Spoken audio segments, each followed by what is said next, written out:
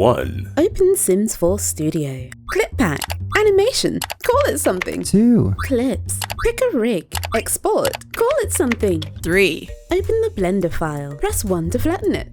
Right-click leg. Click this. Add bone constraint. Inverse kinematic. Chain length 3. Ooh.